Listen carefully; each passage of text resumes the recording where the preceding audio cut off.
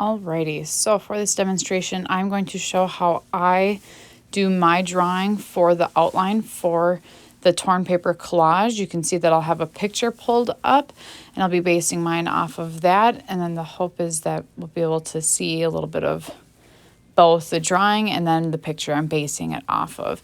Now, this is just one way of doing this. You do not have to follow it directly like this, but this is how I do it. So I am picking mountains, and I like this one with the road, just because like it kind of represents travel a little bit too. And I love being in the mountains, so that's why I am going with that one. So I'm pulling this up and then just putting it on a separate screen for me to see a little bit bigger, but I'll kind of click back and forth here. Now, if you want your project to be vertical, you can feel free to do that. If you want it horizontal, you can obviously do that. I'm not too picky, but this is where I'm starting. So I always start drawing lightly until I know that that's where I want that line. Then I go through and I make it a little bit darker. So that's where sometimes maybe it'll be tough to tell where I'm drawing my line, but I like to be able to erase my lines. Now, throughout this demonstration, I want you to see, like, I'm not really too picky as for it to be perfect, because you're going to be able to make changes throughout your project and make those adjustments as you feel needed. You really want to make sure that you're keeping each of your objects fairly simple, not overly detailed. The smaller they are, the more difficult this project is going to be for you. So make sure to keep them simple. Kind of treat it like you're creating yourself a coloring page of some sort. So those trees are pretty small, but that's about the smallest I would get with details. So you're drawing out where the general forms are. So you can kind of see where I have the mountains and where I added the trees, and I kind of made them to be my own. It doesn't have to be perfect.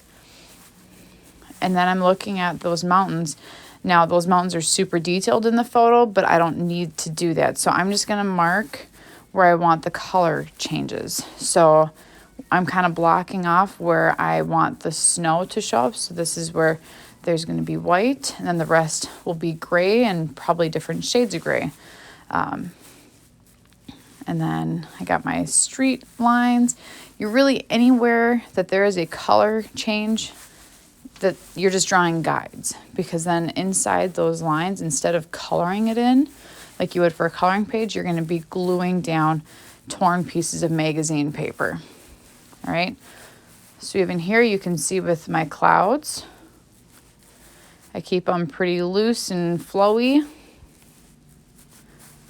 And I know, like here I draw and up drawing a little bit, but you can't see it, so sorry about that. But focusing on making some poofy clouds, so I know that I have kind of a difference between the blue sky, the medium bluish white clouds, and then I have the really white clouds.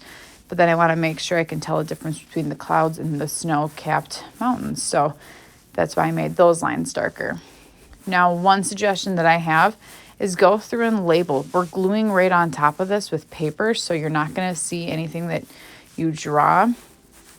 So go through, label, especially in some of those areas where there's a lot going on that's different colors, so you don't screw up those colors at all. So you can kind of see how I've done that. Now, that is an optional thing. I just highly recommend it. I find it to be a little bit easier. So, and then I just continue drawing some trees,